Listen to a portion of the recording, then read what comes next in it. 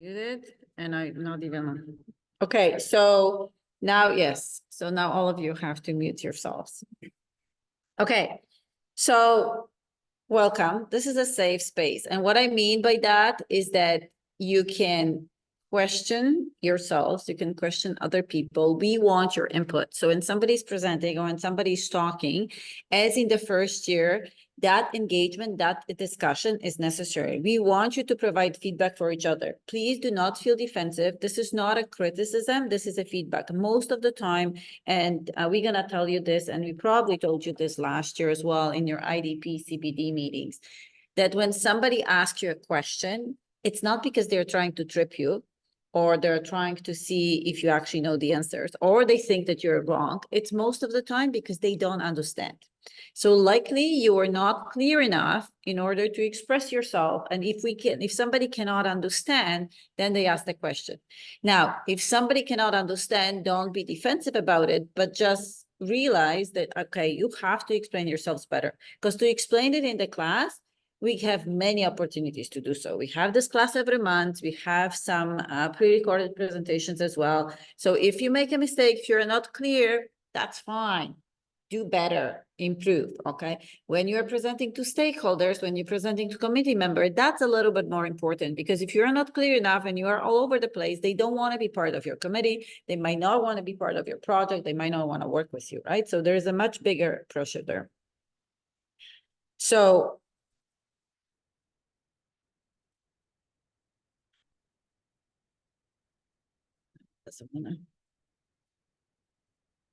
every time it does this, that it switches to. Okay, so I'm going to tell you a couple of things about the project. So the objective of this project is for you to demonstrate, or the objective of this course is for you through the Capstone project to demonstrate the competencies that are associated with TRP. And you have heard about these competencies last year. The main ones are persuasive communication, creative problem solving, accountable self-management, productive collaboration, and knowledge mobilization. There's different types of classes. So like the class we have we have classes once every month. They are not necessarily, you have to check the course schedule to actually know when the classes are, because the way we've designed the classes is that's why it used to be on Thursdays. Now it's on Tuesdays, and it's basically fitted into, instead of the case studies or get talking, there's class once a month, right? So classes for which we're going to do updates. We have TRP, then you have pre-recorded presentations that I want you to submit as an assignment. And in some classes, instead of you presenting live, we're going to actually look at the presentations that you have done online. Those ones should be creative. So they are there for you to showcase your creativity. Last year, we had quite a lot of groups that did their first presentation, the first pre-recorded presentations. That's only 3 minutes long. And they've used that as an introduction for their committee meetings or for potential committee members, right? Because you did this nice graphic, you explained it nicely, it's all good. So you can put it as a front introductory year project. So you could do that too. We have TRP supervisory meetings. So after this class, Joseph and I and Gilbert is going to be helping us for Capstone supervisions.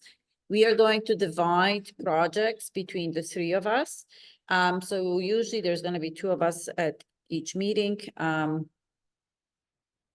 maybe 1, but we're going to divide it. Project advisory committee meeting is your committees that you are going to get outside this program. So anybody that's an instructor on this program cannot be on your committee. There has to be people other than. Now look at the syllabus, because the syllabus actually explains everything, who should be on the committee, who shouldn't be on the committee, who is allowed, who's not allowed. It also has basically, the syllabus and the deliverables and the explanation of these deliverables. It explains everything, literally. Please, we get very annoyed when we are asked questions when something is literally written down there, okay? So I think as a first pass, please look at the notebook and at the syllabus and all the associated components to know what's required. And then, of course, there are other project-related deliverables. So these are the project deliverables that I'm talking about. Again, it's in your syllabus, and the explanation beside each of them is given. There's a couple things that I'm going to talk about. Project plan. You've all submitted your project plans. And like I said, we already had meetings with some of you, with some groups regarding their project plan and the feedback that we are providing. This is a living kind of document that you should be updating as you are changing your plans. Now, I should mention that for most of you, like we always have, you know, the first thing that Joseph and I do is like, what is your need? What is your problem? What is your research objective? And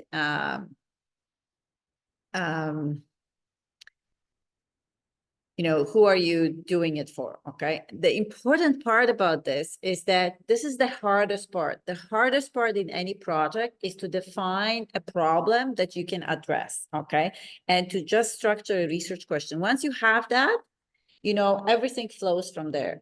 So don't be discouraged that you kind of flip-flopping between different things and maybe I should focus on this and maybe I should focus on that. Okay. This is normal. It happens. Now, having said that, time is limited.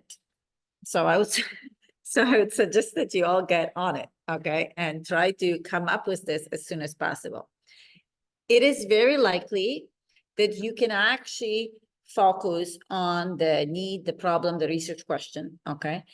And then as you're starting your projects and as you're talking to, you know, as you are getting committee members and you're talking to more people, it might actually shift. That's normal.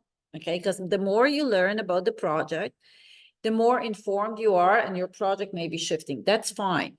But having that set research question that comes from your need and problem at the beginning, it really helps you scope the project because you only really, technically, you only have 8 months to do it.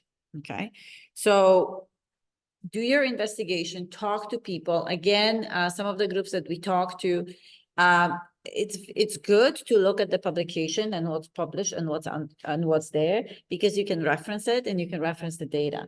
The problem is they are most of the time outdated, right? Because if somebody publishes their research, they did that research like 4 years ago, so it's published now. And if you're actually looking at the publication that's 2 years old, that's probably like 6 or 7 years ago, which was, you know, completely different, right? So it's a very good idea to kind of focus yourself there because when you're actually talking with stakeholders, showing them that you know something, what has been published and what's in this area, it's good. But you have to talk to them because a lot of the stuff is not published because if it's negative results, nobody publishes negative results, okay? Like people, it's very hard to publish and people are not interested in publishing it. But people have tried many different things. It just didn't work. So you kind of have to be aware of that, right? The other thing is your PAC. So your PAC is your committee members, okay? When choosing, and I think I have a slide about this, PAC members are very important because they are there to provide guidance. They are there to provide mentorships and they are there to provide you with networks of people. So help you actually do your project, provide you with access to certain people, right? So think about, so don't just ask anybody to be on your PAC. You're going to be working with these people for the next 8 months, okay? And talk to them first. See, first of all, if they're interested in the project, the more they're interested in the project, the more helpful they're going to be. But also, if you can work with them. Because there are people that are really focused on something. For example, quantitative analysis, and you're going to be doing qualitative. So they constantly are going to bring you back. You need these people because at the end of the day, they're going to be evaluating you. So you really want to make sure that you choose people that are helpful to you, that are excited about the project, and that you can work with. Okay, so again, the suggestion is you talk to a lot of people. Not everybody has to be in your committee. They can be mentors. And then you ask people to be on your committee, the ones that you really think that going to be helpful to you. Now, before you ask people to be on your committee, you have to fill out the form online and Joseph and I have to approve it, or Joseph or I have to approve it. Okay, we are committee members.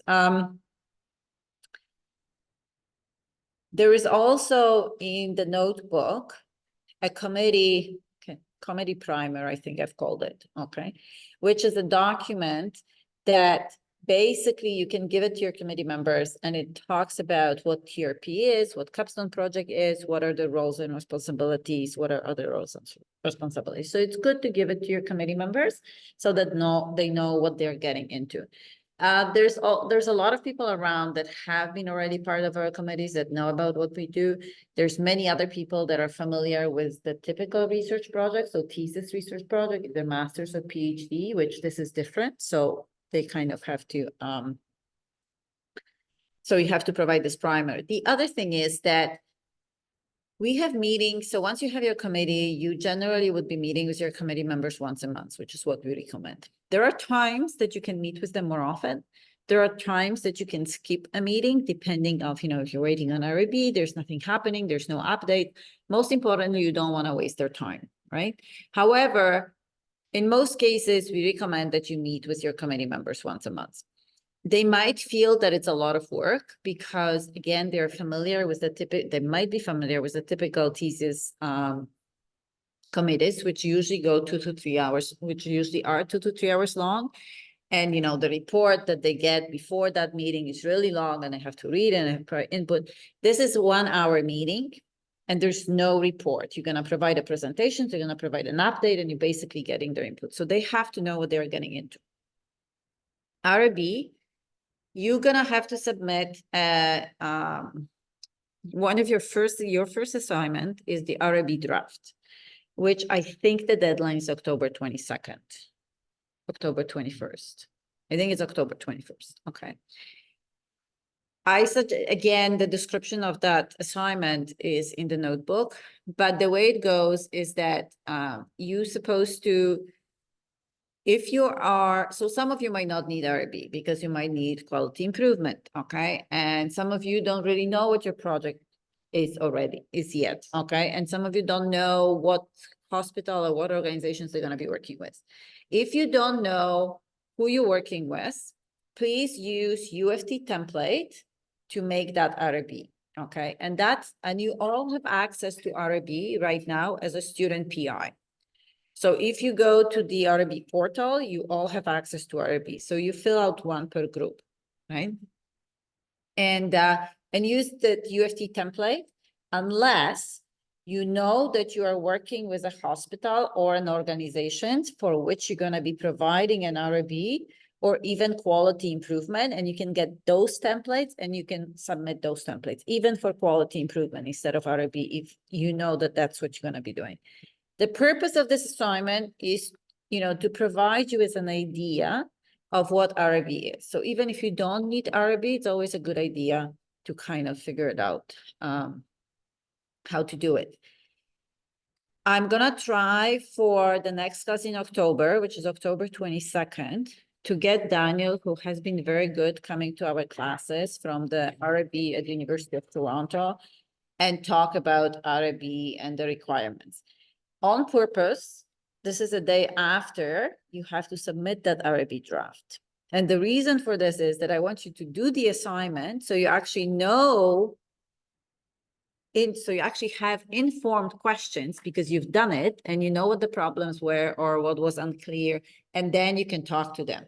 Versus, you come in, none of you had time to actually look at the RAB template and you're just asking him questions, right? So on purpose, this is the day after your RAB is due because I want you to come with informed questions, okay? If he's not going to be here, then I'm going to talk about it, but I'm pretty sure he usually comes.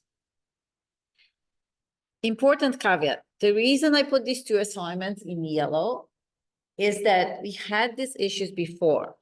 If you do not have your RAB submitted by the end of January, most likely you're not going to be able to finish in August, and you're going to have to do additional year. So I want you to keep it in mind, that's reality, okay? I mean, it's possible that you might, but the chances, it's highly unlikely, okay? So the chances are very slim if you don't submit your RAB by the end of January. Similarly, if you do not have your committee by January, by the end of January or mid-January, if you don't have your committee assembled, 3 members, you are highly unlikely to finish your capstone project by August, okay? And that's basically from experience. Because, you know, RB takes, if you submit your RB at the end of January, you're probably not gonna get your RB approved by the end of March. Okay, so then you really have, you know, a month or 6 weeks to do your study to write it up, because by the time you finish your data analysis and you have to write your report, even though your report you can start writing already, then you have to give it for revision first to us. So your TRP supervisor, whoever that is, they have to see if you can, you have to have a permission to submit it to your committee members. Committee members have to have 2 weeks for revision. Then you have to do those revisions. And depending on how good it was or what the revisions were, you might have to send it to them again for another set of revisions, right? So by the time you actually get to defense, most people, you know, the reason most people pass the defense is because by the time they got there, they went through several rounds or revisions or pivoting. And so, but that time they were pretty well prepared and their report was pretty good that they would actually pass, right? So just keep that in mind, that it's really important that you get on it and have your RB submitted and your PAC committee by the end of January. Okay.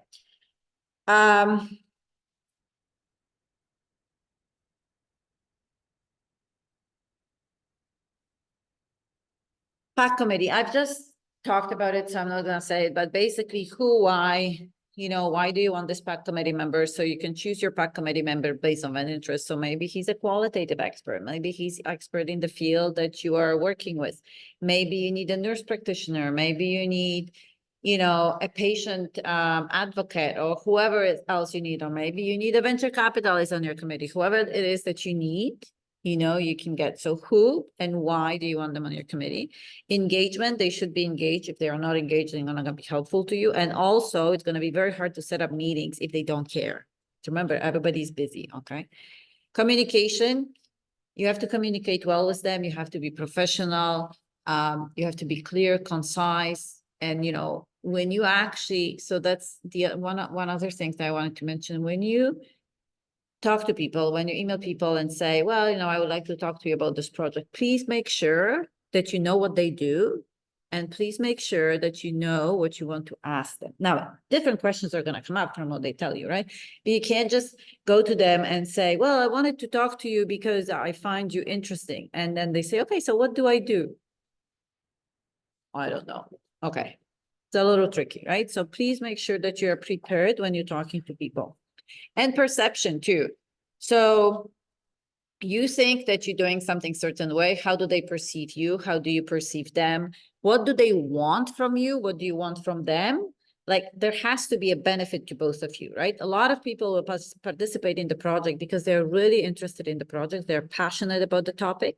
So make sure that that this is the case. So RB is due October 21st. Checkpoint report. So that's the other thing I wanted to mention. So throughout your capstone project, you have what we call it a checkpoint report. Checkpoint report is basically you finished a stage, right? So there's different, so you only need to do 5 of these checkpoint reports. They are not necessarily on this particular topic with this particular subheadings, but they can be. And they can be any other things that you really find hard to do and you finally accomplished. And so your checkpoint report is basically what was the activity, what did you do, and what did you learn from it, okay? So it could be team formation, you know, if it was something that was challenging or difficult or something that you find worth it of a report. Proposal approval, so for example, or finding a proposal direction, maybe one of them, you know, for some of you. If it was something that you struggled with, PAC formation could be as well, RB submission, of course. And I'm not talking here about the draft RB submission, but actual RB submission, which is actually quite difficult. And again, participant recruitment, data collection, data analysis, report draft, okay? So any of them. So these are important and you're supposed to, you should submit them as you achieving them, because this tells you I'm here in my report. So it gives you some kind of continuity. So you know how much you have to go to finish your report. And so competencies, I've just talked about competencies. For competencies, what matters, it's not what you know, it's what you demonstrate. So you might know a lot of stuff, but if I don't know that you know that because you haven't demonstrated, I can't assess you on that, right? I think you guys know all of this. So why CBD? To provide evidence for us about your learning progress, to demonstrate network relationship, to provide opportunities for you to learn. And so, for example, we don't really know how you work in groups. We don't really know what you do outside the class in the Capstone course. Okay, so that's why, so that's where these assessments come in. So when you interact with a lot of people, a lot of different people, mentors, potential committee members, in your work, ask for feedback. Asking for feedback is a very important skill, and getting that feedback and improving on that feedback is even more important. Do not take feedback as criticism, and do not take criticism personally, because really a lot of the time it's not about you. Okay, it's about people trying to kind of help you or help your project. There's two types of assessment, solicited and unsolicited. So solicited is basically you're gonna fill out Elantra and you're gonna send it out to people. Unsolicited means that I can fill out assessment on any one of you because I feel like it. Either because you did something really well or because you did something really badly, okay? And I wouldn't take it too hard though. If you did something really badly and I fill out an assessment for you and I tell you, you know, where you should improve, don't take it the wrong way, because that's actually a good thing. You don't necessarily need these assessments. Like, you know, you can have hundreds of assessments. The fact that one of them was bad, it doesn't do anything for your actual assessment or for you completing this course or anything, but it does give you an opportunity to improve. And so you actually know about it, right?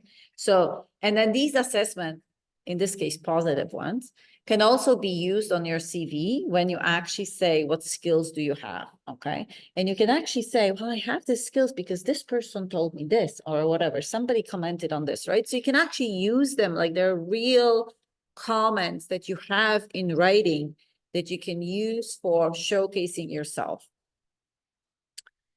Who can assess? PAC members, us, question mark, caveat there, peers, mentors, professional acquaintances, and other. So Joseph and I, and I include Gilbert in that, please refrain unless there is something that was really done exceptionally well or something outside tier P for asking us to assess you, because I'm here with you. So I'm assessing you and I already know what you're doing. And most of the time I will tell you. So you don't really need me to have that assessment from me. Plus, because we have so many of you and we also have the first years, I can't keep up. So we've done it the first year and we cannot keep up. I'm sorry. Okay. So unless you done, like I have provided assessment last year for some people, because like I said, because they've done something really exceptionally well, or they've done something outside TRP, that was, you know, on top of everything else. So I did, but most of the time, we would like you if we do not send us assessment. Again, this all is in your thing. How does it work? Pre-fill it, send it to the assessor. They send it back. And then we are going to have the CBD review. So you had some last year, and then we're gonna have the same one, I think the first week of January. We're gonna have it for you. We already pre-booked that time, so you're gonna be able to book it that time with us. It's gonna be like half an hour. And then we're gonna have one at the end of the semester sometime in June. So really only two. However, if you do want to talk to us about CBD, your competencies, or how you're doing in the program, you are welcome to book meetings with us at any time. Okay, if that's the feedback that you would like. Okay, so this is my speech, and this is my this is the order of the presentations. What we're gonna do, the presentations are 2 to 3 minutes each. I would like you to come up and set up your computer and talk from here, share your screen. However, The next person, I want the next person to be ready already, okay? So we don't have 5 minutes between each presentations because yes. One is one assessment question from somebody that's not on the line code. Is there a way to? Yeah, no, Elantra, you can send it to anybody. Because you actually send it to them and then they get the link and they just fill it out. So they don't have to be on Elantra. Second question, we go first, just I have to leave at 5:30. It's only 4:30. Yes. Okay. But if it's getting too late, you go to the next one. Which ones are you? Oh. No, you're fine. Okay, Healing Hope Coalition. Come on, guys.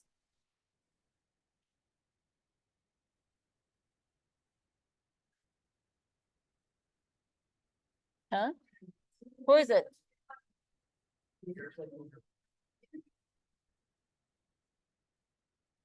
Hey, guys, are you going?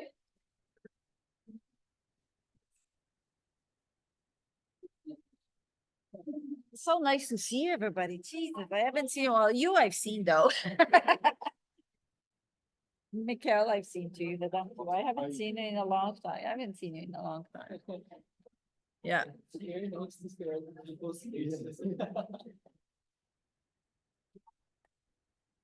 I should stop sharing my screen.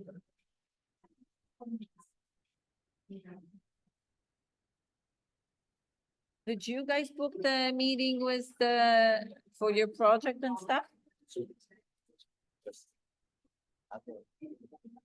Oh.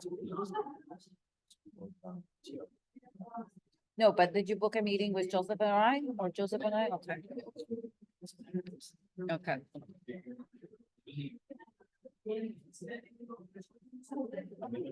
Okay, if you cannot do it, okay, just share the screen and but present, okay.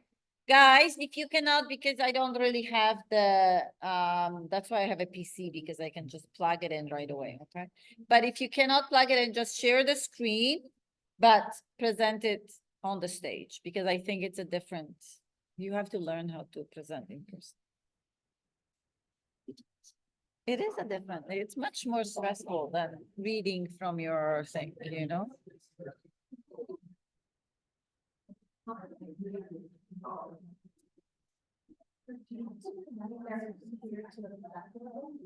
You can, but you don't have to. You can, but the problem is that HDMI. So a lot of people don't have an HDMI. You have the thing. You guys want to use the adapter?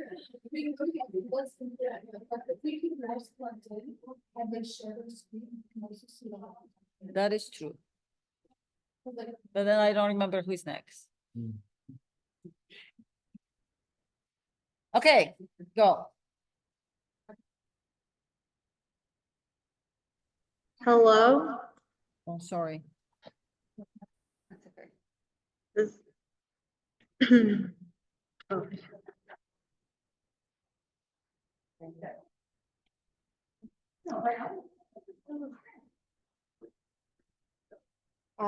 No, I think we're good. We're good. Yeah. All right. Good afternoon, everyone. We are Healing Hope Coalition, consists of myself, Paula, and Hira, and the name of our project is Barred But Not Broken, improving the maternal health outcomes for Black women experiencing incarceration. Oh, you can. Yeah. Oh. No. Okay. Okay, so just to give a background on our project, so we are responding to a call to action. If you didn't know, the United Nations declared 2015 to 2024 as the International Decade for People of African Descent.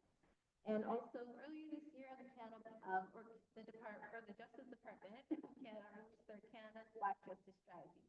So all this pretty much means that there needs to be financial, community, and cultural resources that go towards addressing the overrepresentation of Black people in the justice system. And what this has to do with our project is that we are trying to support Black women who live in prison. So research has highlighted that there are disparities in treatment between Black women and their non-Black counterparts in terms of healthcare. There's also a lack of access to prenatal and postnatal care. So there's lack of autonomy in terms of how they get their care and the quality of care that they get when they're in prison, as well as the intersection of race, gender, and incarceration as Black women can increase the potential for maternal health outcomes or core maternal health outcomes, including low birth rate and preterm growth. So our research question is, what are the key factors and interventions that can improve the maternal health outcomes for Black women experiencing incarceration in Canada? So to speak to our project significance, we took 4 key things for us that we are, that I guess are a part of our mission for why we wanted to do this project. So, everything. So basically, we want to address the disparities in maternal health care. We want to amplify the voices of the marginalized, as well as breaking cycles of generational trauma, and at the same time, strengthening the community and through health. And what we really want to do is we want to be able to give these women a voice and some agency and what they're looking for and their standards of care, and be able to have some autonomy in maintaining that access. So for this, what we have been doing is we have been reaching out to various organizations that work with women while they, who have experienced incarceration. The Elizabeth Fry Society, the Jean Tweed Center for Women, and PASAN. So our objective is to collaborate with these organizations and to address the needs for Black women within prison, their healthcare needs, and to address the gaps in their healthcare access while they experience incarceration. So what you're seeing right now with this slide is a snapshot of what our project timeline is, and given the sensitivity and a lot of care that has to be taken with building the relationships with not only the people that we're looking to help, but also the people that are overseeing the institutions, we are trying to make sure that our timeline allows room for flexibility based on those variables. So right now we have just done the proposal development and submission. So we're going to be looking to hopefully do the research ethics submission, as well as distribute the survey after the fact. And then eventually we're going to be moving into facilitation and then taking that feedback, analyzing it, and using it to put together a report and presentation, depending on. Thank you so much. Great.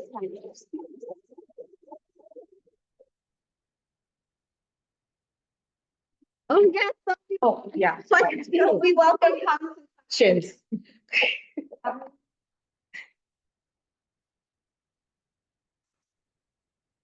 we can move. Yeah, guys sorry. can, You guys need to queue up, so we'll just.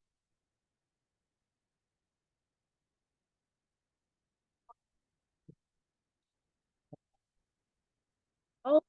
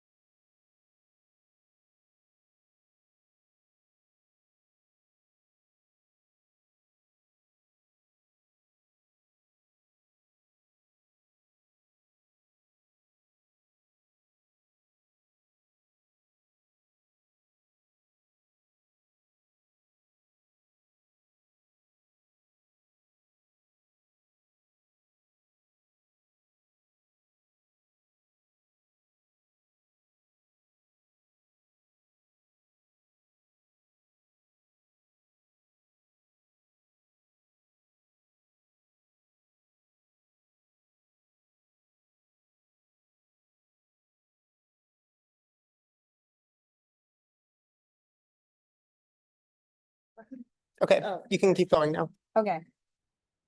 So since the start of the HIV epidemic, there's been a lot of new interventions that mitigate the spread of the virus, and pre-exposure prophylaxis, or PrEP, was supposed to be a game changer. but in practice, it hasn't actually decreased the rate of new diagnoses of HIV. In Ontario, people 20 to 29 years old make up less than 2.9% of PrEP users and make up 10% of new HIV diagnoses, which shows us that PrEP is being underutilized. So what's causing the lack of uptake? We found that lack of awareness, complicated processes to access PrEP, concern about HIV-related stigma, and distrust in the system, either from the administrative side or in how PrEP itself works, had a role. But the biggest barrier that we found was financial inaccessibility and the perception of financial inaccessibility.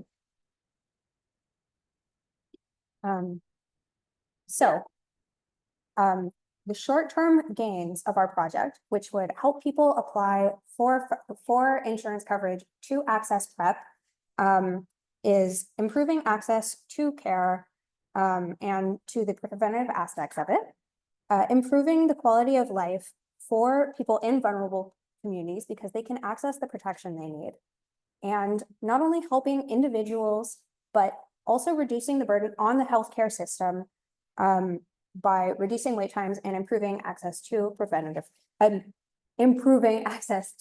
care.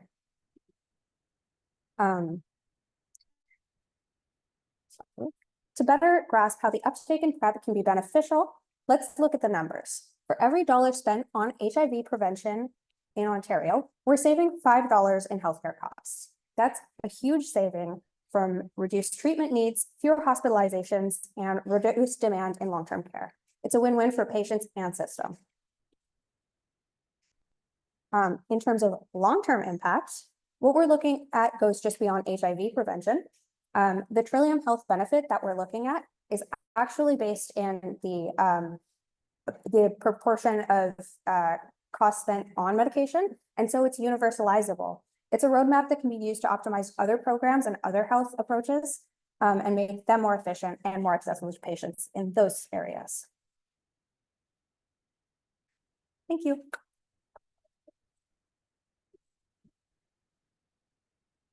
Questions?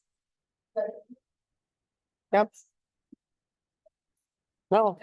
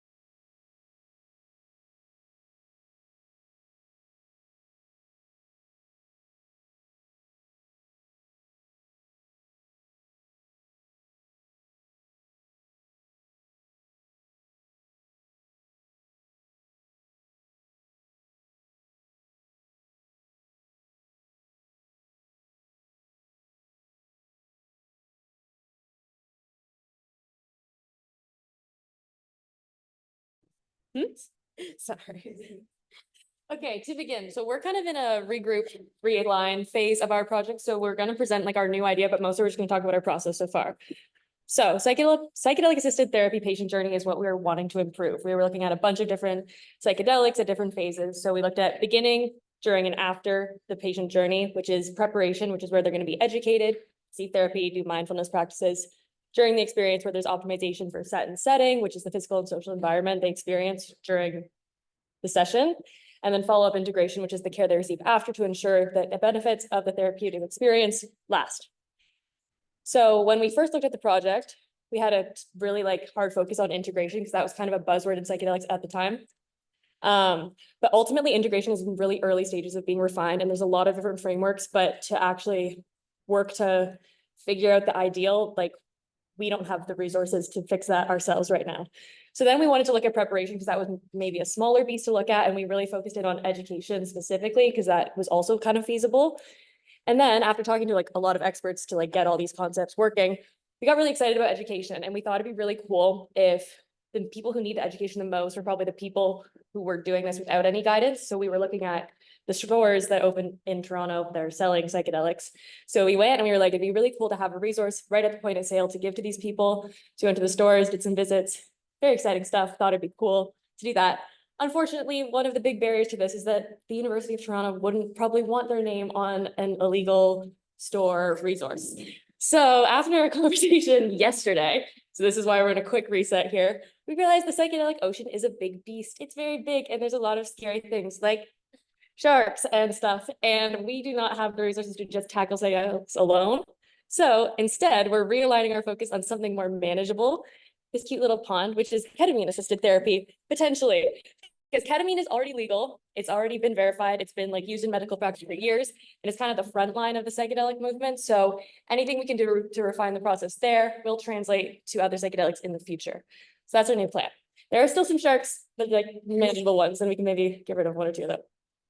Yeah, so essentially ketamine is a dissociative anesthetic. It's shown to have psychedelic properties. It also has been shown to be effective for treating treatment-resistant depression. It is currently implemented in a lot of clinics, not a lot, but some clinics in Toronto and the rest of Canada. So we've had some conversations with experts in the field, including psychotherapists that do actually provide treatments with ketamine to patients with depression. And one thing that has come up is that there's a lot of variation in terms of the practitioners' approaches to integration and preparation. So essentially, there's no standardized guideline there. And what has been mentioned is that structured and a unified approach can actually probably improve patient outcomes. Obviously, we changed our topic yesterday, so we need to validate a lot of things. So another thing that came up is that there's an opportunity for a more of a multidisciplinary approach that involves patient care that includes basically a psychotherapist, a psychiatrist, and general practitioners rather than them being completely separate.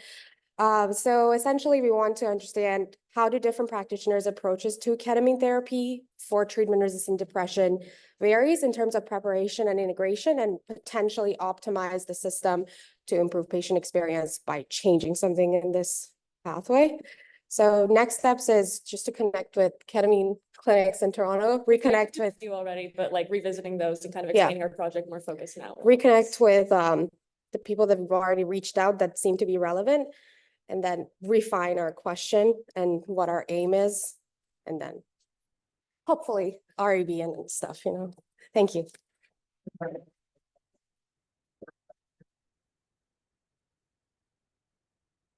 Questions? Oh, yay. Capstone.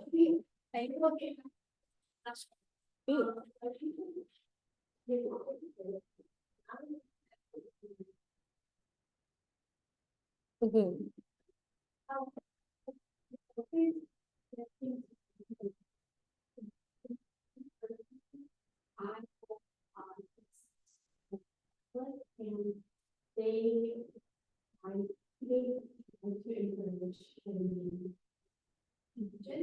And for me, it was like a very big thing. Yeah. Like, what is it? And so I think that maybe we want to focus on. Yeah. Awareness, education, making it less scary for people to do it. Yeah. I talked to you after class. Cool. Thanks. Oh, yeah. This is strange. My mom is so very slow now, so.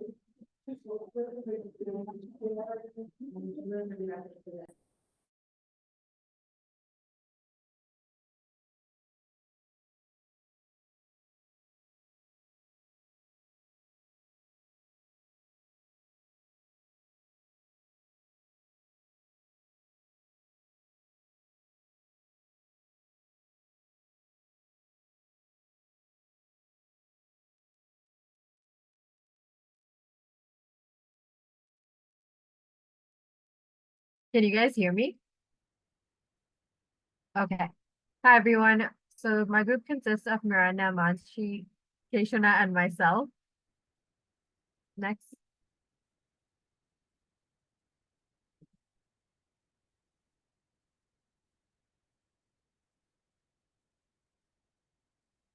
Oh.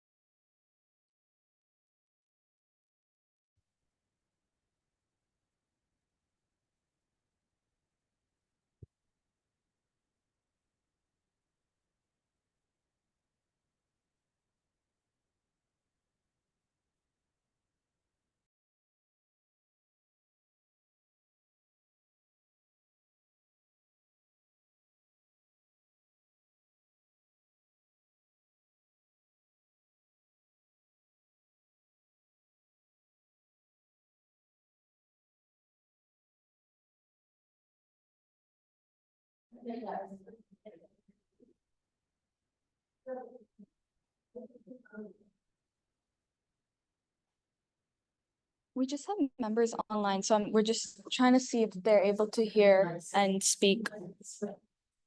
I can hear you too. Can you hear? So, Yeah, okay, they can hear us, but they they can hear. can't. Rafida, can you try speaking? Can you hear me? Yeah, they can't hear her. Okay, so Okay. We'll just take do it over for together. them then.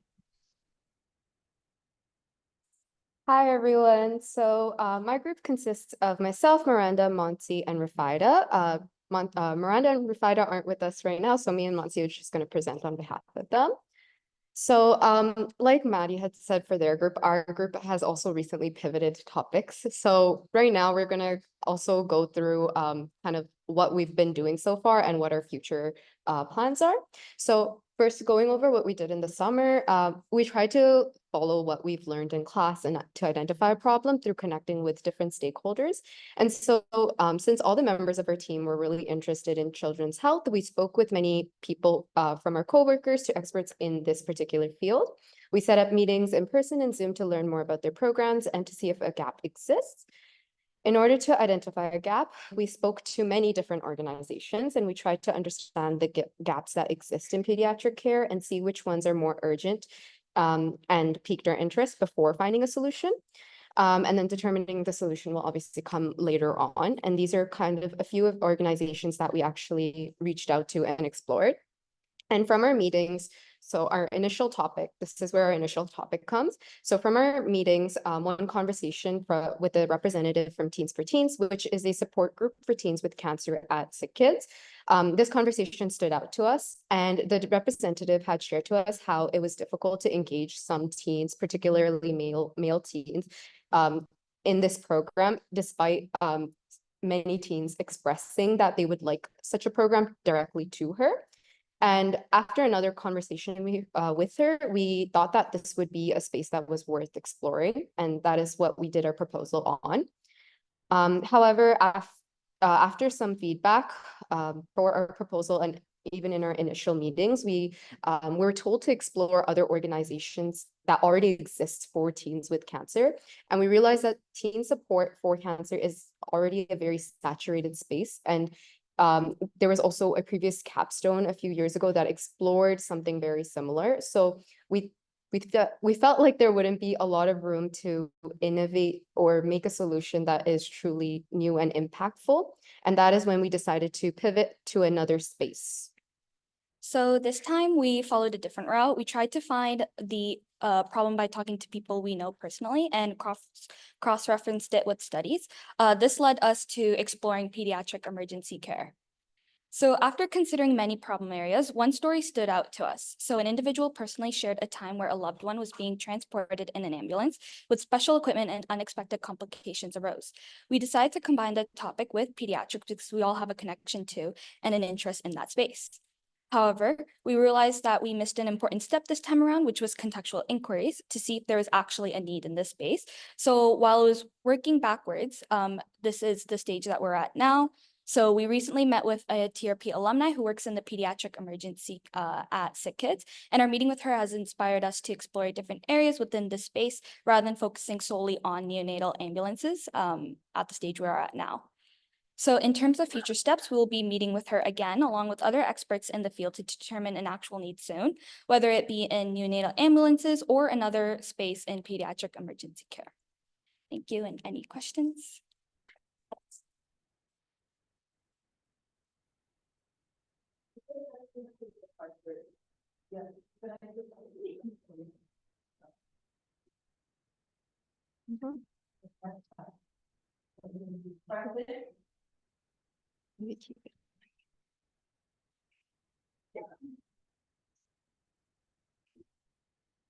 Oh.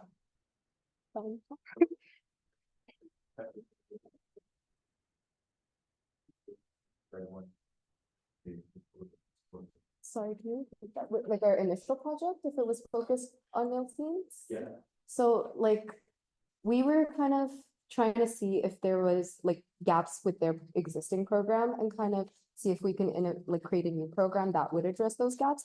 But while we were talking to her, she told us that their specific program had not issues, but difficulty engaging with male teens. So we were giving her feedback during our meeting. So like things we suggested were like, sometimes they might have difficulty opening up. So kind of creating a safe space where like doing things that they're comfortable with, like video games or something that would kind of start the conversation.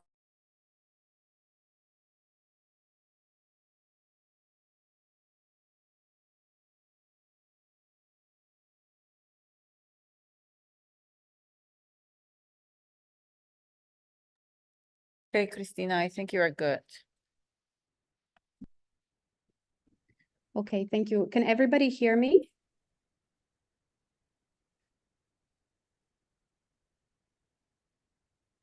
Can you guys hear me?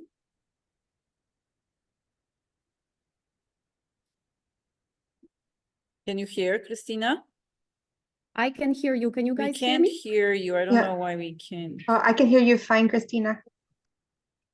No, my volume is I think fine. only people can hear me.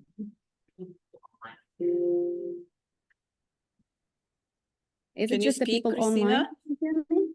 Yeah, I'm speaking. Dominic, can you speak? Because I'm not sure if I can hear Christina really well. Can you guys hear me well? Yeah, but we can't hear. Why not? Oh, maybe it's the speaker. Let me see. Can I switch it? Can you hear now? I can hear you guys. Yeah, I can hear fine, yeah. No, but I don't think it's my computer. I should be able to hear it through the computer.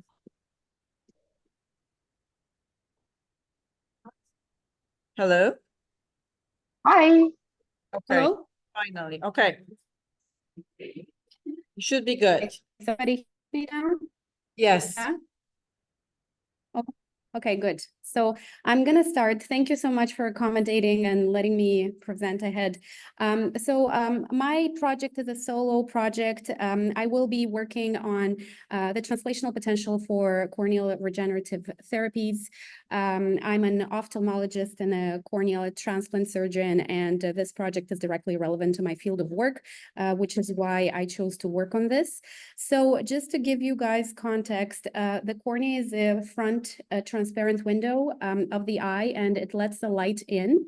And then when the cornea is diseased, it usually becomes opaque and light can't get through, and then patients lose vision. And it's a reversible form of vision.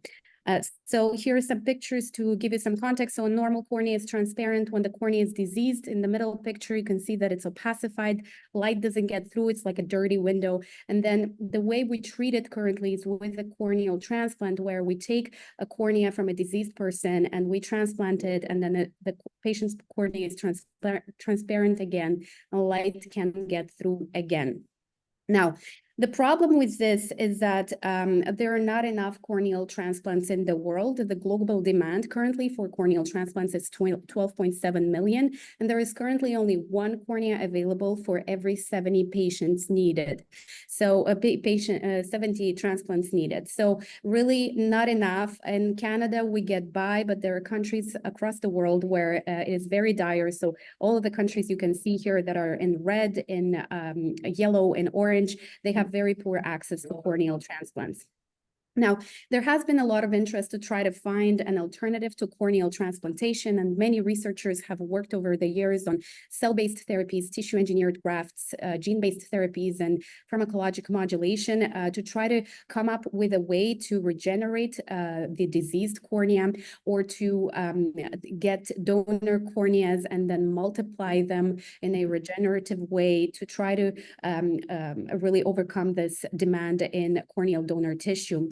However, despite years and years of research, there are very few of these therapies that are even close to getting to the clinic. So the corneal transplantation currently remains the gold standard. So the problem is that researchers struggle to navigate the translational process and need guidance in improving the translational potential of their inventions. All of these emerging regenerative therapies really have a lot of trouble to translate to the clinic.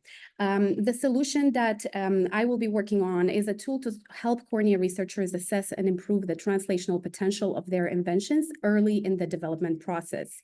And the ambition is to really make safe and effective regenerative alternatives to corneal transplantation currently in development available and accessible to patients suffering of corneal blindness faster. There is not much in the space of tools to assess the translational potential and improve the translational potential of emerging therapies. The National Institutes of Health came up with a score. It's called the eyesight score, that is really based on publications, early publications on regenerative therapies or other therapies that are just emerging, and trying to get a sense of whether or not they will eventually translate to the clinic based on how much publication and citation interest those papers generate. But it ignores a lot of other factors that are involved in the translational process, and there is really no way to help researchers improve the translational potential of their work just based on the score generated by this tool. So really, it is a space that needs some innovation. The tool that I would like to come up with would be something that would allow researchers to objectively assess their invention's translational potential and guide them to target and improve weak areas. And I would like this tool to be based on an in-depth analysis of historical successes and failures, to be specific to the field of cornea regeneration, to be applicable to inventions early in the development process, and to provide customized strategies for researchers on how to improve their translational potential. So my target person that would be helped with this project would probably be researchers in cornea regeneration, but indirectly also patients suffering from corneal blindness, healthcare professionals who provide cornea therapies, funding entities who may need guidance in choosing which projects and which emerging therapies to fund, and the industry in general in the cornea regeneration space. So project steps, overall, I'm aiming by October to determine the clinical definition of clinical translational success, which will really guide a lot of the work afterwards. By December, conduct a success case study where I could learn from successes and failures in the space in the past, see what worked and what didn't, and try to come up with would then go into the tool to assess translational potential. And by April, ideally, I would like to build a prototype of this tool and get feedback on the first try. So upcoming priorities, would like to submit and obtain feedback on my project proposal, come up with my PAC group, submit a mock REB, and then refine the scope of the project within this capstone, what can be done within the upcoming 8 months and what can be done afterwards. So thank you very much for your attention. Can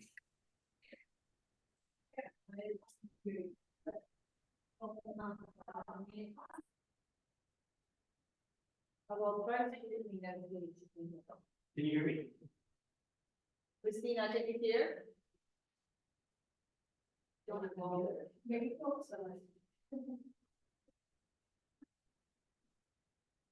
Hi, Christina, can you hear me? You're muted. Yes, yes. Yes. Okay. Thanks for the presentation. It was awesome. I wanted to ask, so what is the recovery time look like for someone who's going through this surgery? I mean, from the point of, getting them in, assessing them, and then getting them out. From, you mean the recovery time of cornea transplantation surgery? Yes, yeah. Okay, so it depends really on the type of cornea transplantation. I would say on average, just the initial 2 to 3 weeks, patients are relatively, they see blurry, they can't do much, they have to take it very easy. They have a lot of visits at the hospital. In terms of really recovering their vision and getting the best out of their graft, I'd say in most cases it would be 6 to 9 months. Okay, so is that time within the hospital? Or is that they can go home and recover at home as well? No. It is a 1-day surgery. Patients usually go home and they just come to visits at the hospital. They're not staying in the hospital for that duration of time. Okay, fantastic. Thank you so much. Thank you so much. No problem.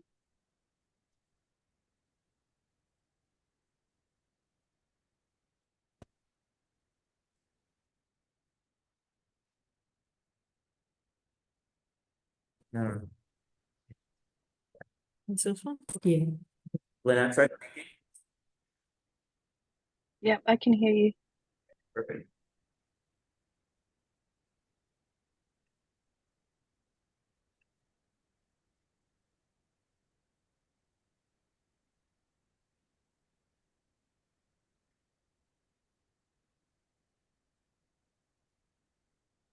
Okay. You remember? So.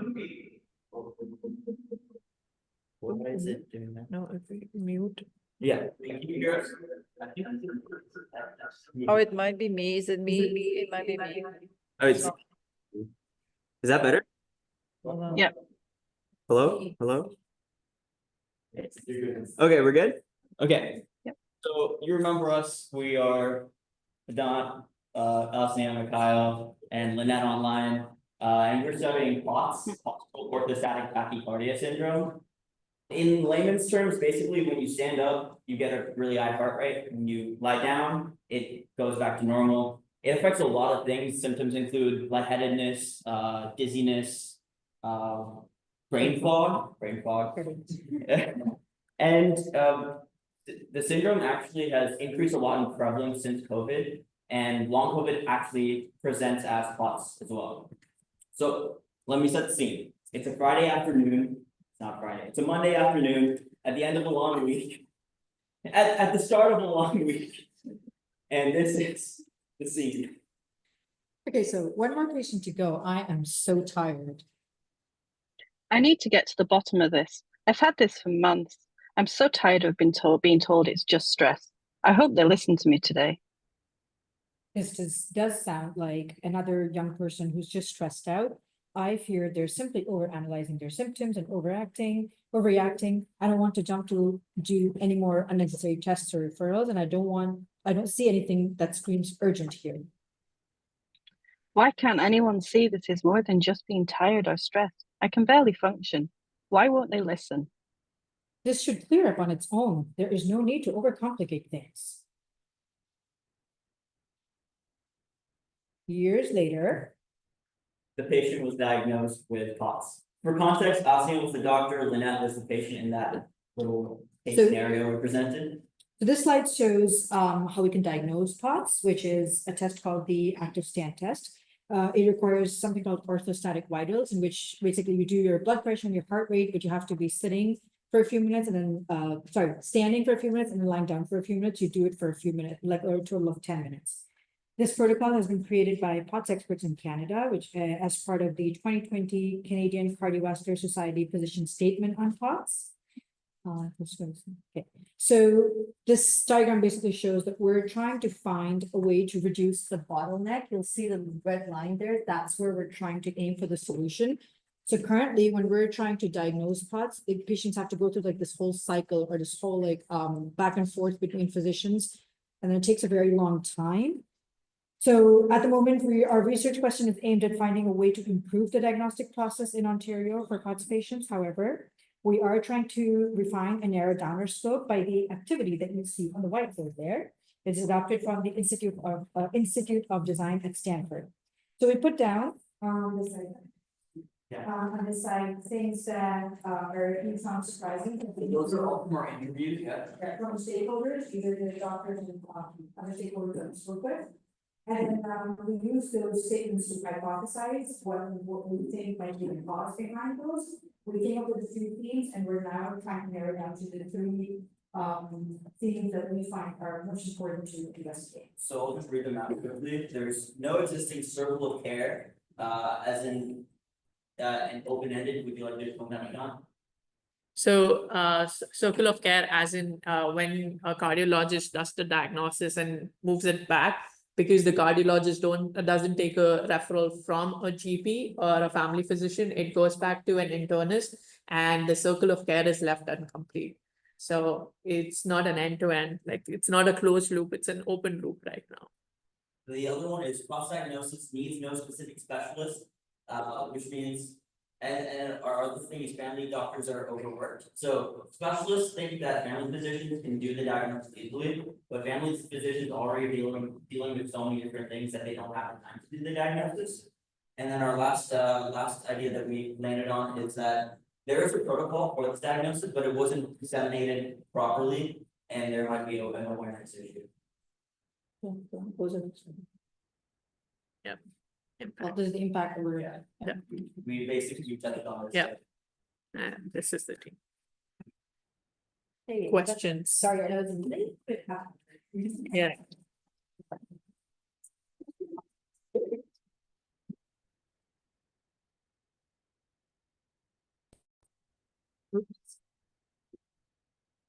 Okay, all clear. I guess. Clear? Do you have any questions? I don't want to ask this. Yes.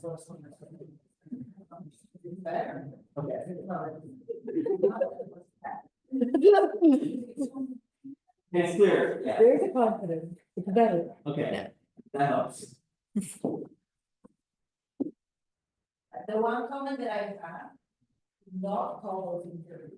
because- Oh, yeah. They're not- Informal information gathering. Yeah. Yeah.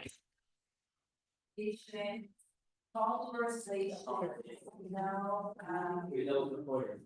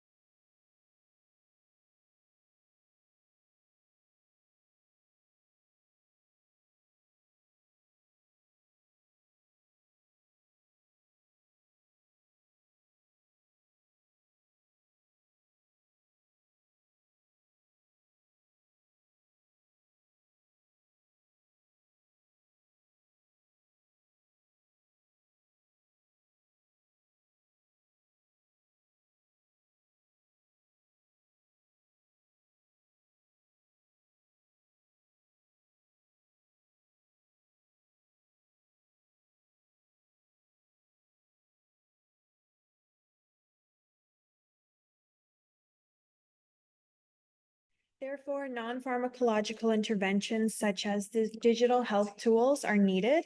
So we're collaborating with Dr. Arlene Estelle of the Dementia Aging Technology Engagement Lab to implement an app called Data Day as a self-management tool for older adults with dementia.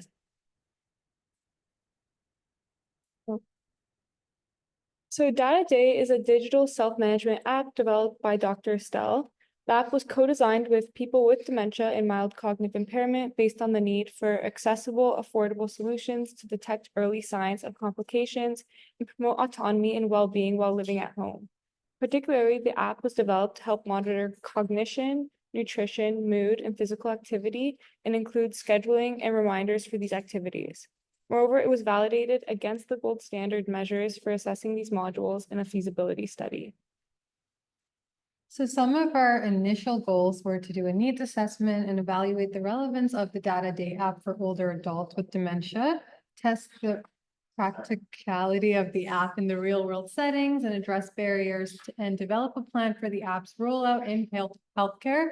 But overall, it was to improve the quality of life for older adults with dementia, reducing the impact on patients, caregivers, and society. So looking at the need, older adults with dementia face challenges in maintaining structure and routine in their daily lives due to cognitive decline. This lack of structure can lead to increased confusion, decreased independence, and diminished quality of life. So there is a need for we think there's a need for a user-friendly digital tool that can help individuals with dementia maintain a sense of routine, manage daily activities, and promote autonomy. So the problem that we think exists, our problem, and our research question right now are still in the works because we received some feedback from Joseph and Adita. So these are just suggestions. We still have to validate everything. But so for now, what we think the problem that we want to investigate is does the Data Day app work effectively as a means of self-management for older adults with dementia? And so are we?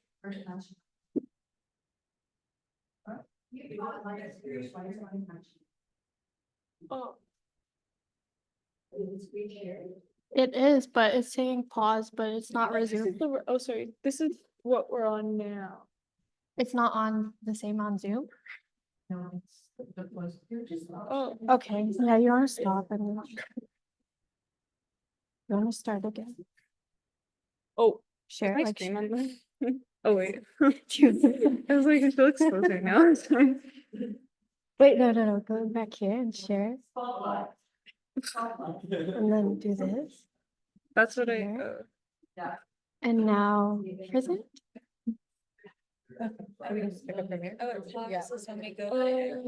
But it keeps pausing.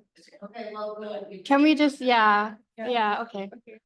So the research question that follows is, how does the design and functionality of Data Day app meet the needs of older adults with dementia and their caregivers with respect to self-management and autonomy in comparison to existing interventions?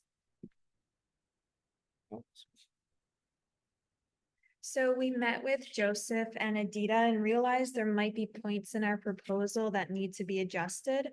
So our need, problem, and research question doesn't necessarily align with our initial goals. Yet to establish solid goals, we need to assess the current state by figuring out if an app like Data Day already exists, if there's even a need for it, and if Data Day's initiatives are even viable in the sense that can a self-management tool really be useful for individuals with a cognitive decline like those with dementia? So our next steps now are to first investigate whether apps or technology are currently being used in either Canada or the US or both as interventions for people with dementia. We also need to refine our identified need, problem, and research question. Additionally, we want to get a better understanding on how day-to-day works. Right now, we have a very general understanding, but we really need to understand how the app was designed so that we can determine if this is something that may be useful. And finally, for our scope, dementia, when we say patients with dementia, that's like a very wide net that is cast. So we need to narrow it down. And if we are thinking about technology, we might be considering focusing only on patients with early onset dementia at the beginning of their symptoms. And yes, so that's where we are currently. And thank you for listening. Please let us know if you have any questions.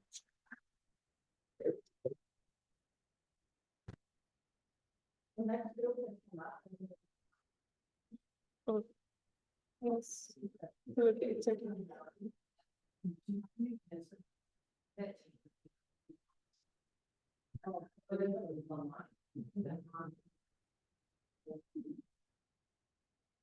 So the way we came across this project is we've spoken to a lot of different stakeholders and people who work in dementia, and it was actually a suggestion to reach out to Dr. Estelle. So we did reach out to her, and she has a dedicated lab to developing interventions, technological interventions for people with dementia. So after a conversation with her, she gave us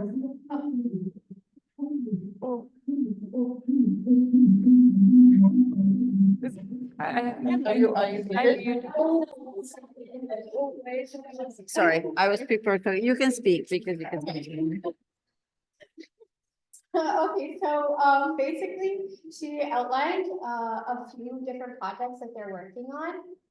And so we went over them and decided as a group that this one was the one we were most interested in. And this is the one that was like fully developed. The rest they're still working on. And they're kind of stuck in the like they did their feasibility study and now they don't really know what to do. So that's why we kind of chose this, because we want to figure out how we can navigate. Okay, so one thing that I'm gonna comment on your presentation is a problem is not a question. Okay.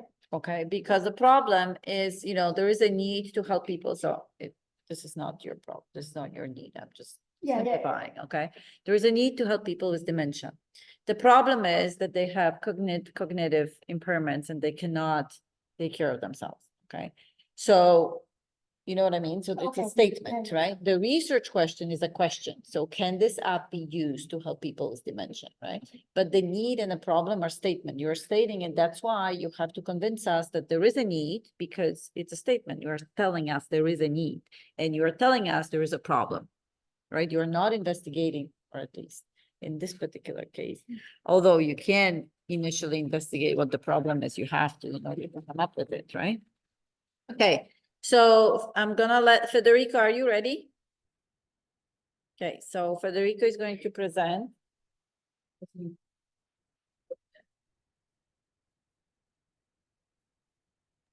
you see my screen? Yes. Hi, everyone. So I'm gonna present my updates on the project so far. As you remember, I am an intensivist from Argentina. I'm now back in Argentina, so that's why I'm online. Happy to see everyone on screen at least, and hear all your great projects. My project is on a primary analgesia, sedation, and delirium in the ICU. This is just as a reminder, this is about liberating the patients from what we do in the ICU, which includes the use of sedation, analgesia, and the management of delirium. And for that, we have strategies which are bundled in this bundle of care, which is the A2F bundle. There is no need to go through each steps in detail, but basically we have strategies to improve the care of the patients and the families in the ICU, and this bundle has proven to be effective in various studies that have been done in the past. This is the largest one, with more than 15,000 patients in the US, and this has proven to reduce time in the ventilator, has proven to improve the care of the delirium, reduce the time in coma, reduce the use of physical restraints, and has allowed the professionals to detect pain more effectively. It has also proven to improve outcomes that are very critical to us in the ICU, which are ICU discharge, hospital discharge, and actually reduce the risk of death. However, we are not exempt from the known by all of us odyssey of implementation science. So as we know, there is a gap between what we know that we should be doing and what we are actually doing. And in fact, most of what we know that should be done is not even ever implemented in regular clinic work. And this care of the analgesia, sedation, and delirium is not an exception to this rule. This is the implementation of this bundle worldwide. This was during the pandemic, and this was before the pandemic. As you see, even before the pandemic, the implementation was very, very far away from the goal, which should be above 80%.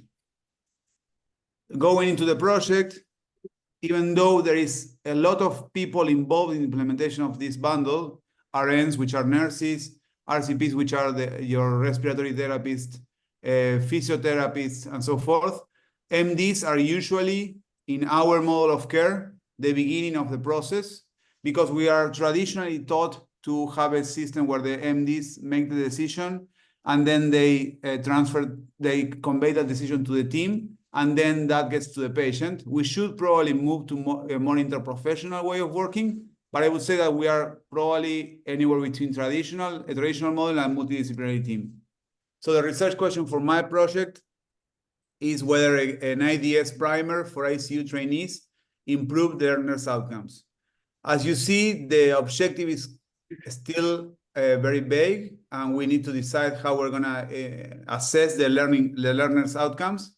And the deliverables for the project are a new curriculum for the training of the ICU physicians in topics related to analgesia, sedation, and delirium. And for this, I'm not going to use only the literature that we have on this topic, but also trying to understand what the learners' needs are and the other stakeholders in the ICU.